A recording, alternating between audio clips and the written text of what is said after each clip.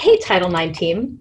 This has been an amazing community here, and what an amazing opportunity. I thank you so much for that. For those that I haven't met yet, my name's Autumn Blum. I'm a card-carrying tree hugger, and Vogue calls me an aqua warrior. I'm also a cosmetic chemist, and I'm the founder of Stream2Sea. We're a performance-based product line that's safe for you and safe for our planet. I'm thrilled to present today for the Title IX Pitchfest with all these other badass entrepreneurs. I am so inspired by the brands and the stories we've been sharing these last 2 days. I've spent the last 20 years bringing more than 100 natural products to market. I've been focused on making healthy skincare. I'm now focused on making products that are healthy and safe for us, but they're also healthy and safe for the aquatic environment. You would think that if something's safe for our bodies, that it would naturally be safe for our waters. But I quickly learned during our product development that's not always true. I'm very proud to say that Stream2Sea has the only product line that's been tested and proven safe for freshwater fish, for saltwater fish, and our sunscreens are even safe for coral larvae. And they all perform brilliantly, even though they are a little different. I believe that Title IX and Stream2Sea belong together, and I'm grateful for the opportunity to explain why. We launched late 2015. We've nearly doubled in revenue every year since launching, including this challenging year. This has been helped by some amazing partners. Richard Branson from Virgin Voyages chose us to be his reef-safe sunscreen of choice last year. Exciting. There's many nonprofits that are promoting the sustainability and the authenticity of our brand, including Shark Allies and Leave No Trace campaign. We launched in Whole Foods just over a year ago, and we grew from about $3,000 in revenue first quarter 2019 to almost $90,000 the same period 2020 with them. The media loves what we're doing. Our products' performance and testing are so unique that they've been featured in Glamour, Vogue, Condé Nast Traveler, and quite a few others. You can see these on the press page on our website. We've avoided the mass market, and we focused instead on organic growth with partners like Title IX who share our values and can help share our story. I like to think that we're great partners as well, offering excellent margins, collaborative ideas, and streamlined operations. We ran an NCAP contest, for example, with the Colorado mountain chain last year to help educate that reef-safe sunscreens aren't just for coral reefs. Our freshwater resources really need protecting too. This helped drive over a 200% increase in revenue on our products year over year at about a 50% margin. Our price points are also quite competitive for natural and mineral formulas. Our sunscreens retail for $16 to $20 and body care is about $12.95. We manufacture all of our products in our own FDA registered facility in rural Central Florida, right here, so we can keep up with growth. I would love to collaborate on a Title IX Stream2Sea Protect What You Love Beach or River cleanup project, or maybe even a Protect Your Skin While Exploring Your Planet campaign, or that mermaid race, so cool. I would love to help make that happen with this amazing team. Because the Title IX woman is active, she's passionate, and she cares about her planet. When she adds a bikini to her shopping cart, she's going to be kayaking, paddleboarding, surfing, scuba diving. She knows that she needs a sunscreen that's going to protect her body and the waters. When she buys that rugged performance clothing for a camping trip, she knows that she's going to need biodegradable shampoo near the river. When she's going on her adventure vacation, whether it's in Indonesia or in her backyard, she needs eco-safe travel size products. The Title IX woman is active and she's badass. But she's also passionate about protecting our planet, and so are we. When I started Stream2Sea, no one was talking about reef safe. I was on a diving trip in Palau when I saw a sunscreen oil slick coming off a group of snorkelers. I then saw pearlescent bubbles running overboard from our shampoo. We took a mountain hike and learned that the golden jellyfish in the freshwater lake had been killed because of the chemicals in the sunscreen from the tourists. I came back from that trip knowing that I was going to create Stream2Sea. Now, I knew how to make a mascara that's not going to burn our eyes. I knew how to make a lotion that's going to be safe for a baby's skin, but there's no history of use for what's going to be safe for fish and coral. So I began developing the safest products that I could, and I sent them off for aquatic toxicity testing. I cried when my first trials killed every fish in the tank. I went back to the drawing board, I did the research, and eventually I created this beautiful product line that's tested and proven safe for freshwater fish, for saltwater fish, for coral larvae, and for us. It is important to know that the products that we use, no matter where we are, they wash off and they flow to our rivers, they flow to our lakes, and they flow to our oceans. They bioaccumulate in the environment, and they affect the golden trout, the salmon, the coral, everything. Stream2Sea does not. We're growing not because of my superior marketing skills or public speaking skills, but because of the passion of badass women like you who are trying to help protect their skin and our planet. And they're teaching others why Stream2Sea is important. And I couldn't be more grateful for their help. I'd like to go through a few of our products with you, starting with our sunscreen. It's quite unique. It only takes 62 parts per trillion of a common sunscreen ingredient to kill coral larvae. That's like one drop in an Olympic-sized swimming pool. And it only takes 20 seconds after applying these ingredients to your body for them to be detected in your urine. Ours are mineral-based and they're very concentrated, but they're also very safe. I like to use the dot method when I apply, right? You just put a dot all the way around, then you kind of blend it in. And you should see a white sheen, but you should not look like Mark Zuckerberg on a surfboard, right? Once you apply it properly, you don't want that look. Once you apply it properly, it won't be greasy, it'll never burn your eyes, and will not let you down. If you have darker skin or the white sheen bothers you, our tinted formulas are skin tone and lovely. The shampoo and the leave-in conditioner are actually my two favorite products, and these are the hardest to develop safely. Both are enriched with keratin and panthenol, and they readily biodegrade. Our leave-in conditioner is amazing to protect color, reduces breakage, and makes detangling a breeze, whether you're in the ocean, a pool, or the lake. I'd also like to introduce you to our hand sanitizers. Most contain microplastics and smell awful. Ours don't. All of our products are packaged in sugarcane resin tubes. The bottles are made from recycled plastics or glass. Stream2Sea is still a really small brand, and we do need help sharing our mission beyond the coastal communities where we're strong, because like our name says, all streams do lead to the sea. I want to thank you so much for your time, for my amazing mentor, Bronwyn. Thank you so much for your help, for this experience, and for inviting me to be a part of this Title IX Pitchfest and community. It's really been an amazing experience, and I'm truly honored to be presenting to and with this group of incredible women.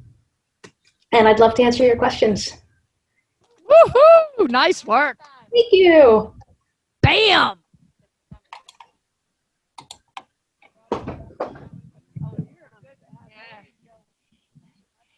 Hi, my name's Steve. My nickname is Dauber, obviously.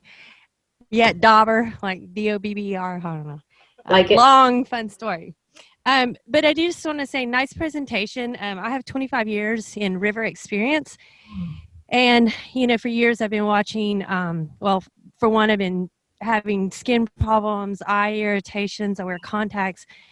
Sunscreen is a disaster. And when you're whitewater kayaking specifically. And so one thing, I just quit using it after a few years. Well, that was not the best idea. So a couple questions I have is, first of all, I want to congratulate you on creating a product that is good for both the ocean and the river. I think with all the publicity out there, people kind of forget about the rivers, but the rivers do feed the ocean. So it is kind of where a lot of life does start. So I commend you on that, first of all.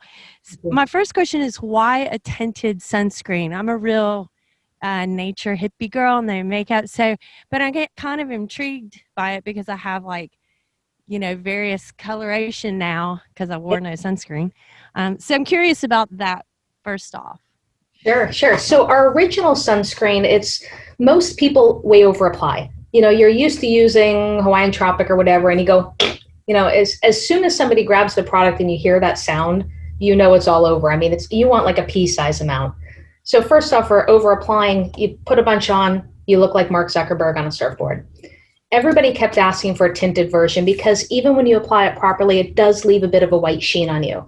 We use a large particle, non-nano mineral inside of ours. There are clear sunscreens out there that are saying that they're reef-safe, but I promise you they would not hold up to the aquatic toxicity trials. They're nanoparticles. They're just getting around it a bit. So the tint, it makes it, it's skin tone. So again, if you apply it properly, there's a lot of people out there that are telling us that they're using it for their mineral makeup. They're using it as their base moisturizer in the morning, and it blends in your skin. It evens out your skin tone. It's lovely. The downside to it is if you put it on a little heavy, and then you grab a white towel and rub your face, just like your mineral makeup, it's going to come out on there. So that's kind of the give and take. But when I launched the tinted, I really thought the original, like, who's going to buy that? I don't want to use it anymore. I love the tint. This sells about 3 to 1 to our tinted. So it's just what do you like out there in the world? People love the tinted, the reviews are great, but a lot of people I find that, especially if you're out on the river, you're out cycling, you're out in the world, they don't care. They just want to be protected. They don't want it to burn their eyes. They don't want to be greasy, right? Or get skin cancer. Awesome, thank you. And so my other question was, who does the toxicity reports for you? Who is that? And that's a great question. So the typical EPA challenges were not what we're looking for. I mean, max kill rate, that's not what I'm looking for. I want realistic concentrations. So when I first started, I partnered with my alma mater, Eckerd College, and started with C. elegans, which is like this little tiny ecotox species that they use. And we went through that process and eventually went up, the freshwater fish, the saltwater fish, the coral larva. And they figured out like how much you're going to put on your body, and then take like 10 times that amount, dump it into a bathtub, and then make the fish jump out of the river and into that bathtub. Will they survive, right? So that's kind of what they did. And they did it as a year-long science project for the kids. And it was a ball. I mean, we literally worked hand in hand. I came in and taught the classes with them. And by the time we were done, and I had to change my formulas like 15 times. And I really do think that I'm one of the most experienced natural products cosmetic chemists in this country, and I failed like my first 20 formulas. It was a lot of work, and those kids were amazing. thank you, great product. Thank you. Thanks, Dauber.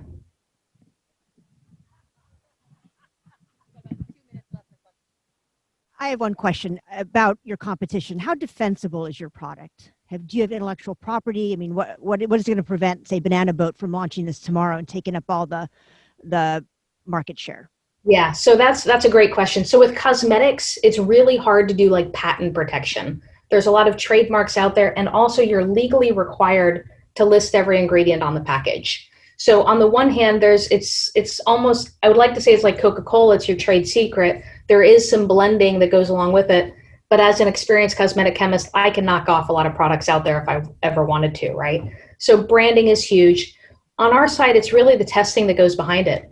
It took my 20 years of knowledge plus more than a year of product development and product testing to have that. Nobody else out there in the world is willing to invest what we invested in for the coral larva studies and having the connections. We do have a couple of certifications behind us, but a lot of it is just putting it out there, and the scientists, the people that don't just read the front of the label, they read the back and they're educated, they get it. It would be hard for somebody to come in and say that they've done what we have. They could do it. Banana Boat's got the dough, but it would take them some time.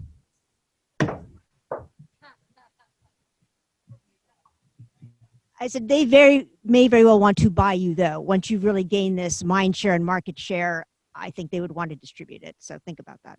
When that happens, can I call you? Because I'll need help.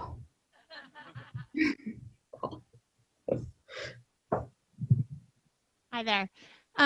How do you, from a customer standpoint, how do you inspire your customers to really care about the story as deeply as you do, and to really kind of go on that journey with you and understand, why you guys might be better than, a bigger CPG that kind of, greenwashes their product?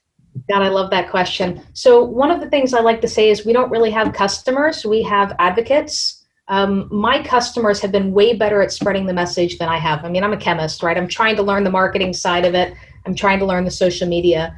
But our customers, we spent a lot of time initially in the marine science world, marketing towards dive instructors and marine biologists, and they really got behind us.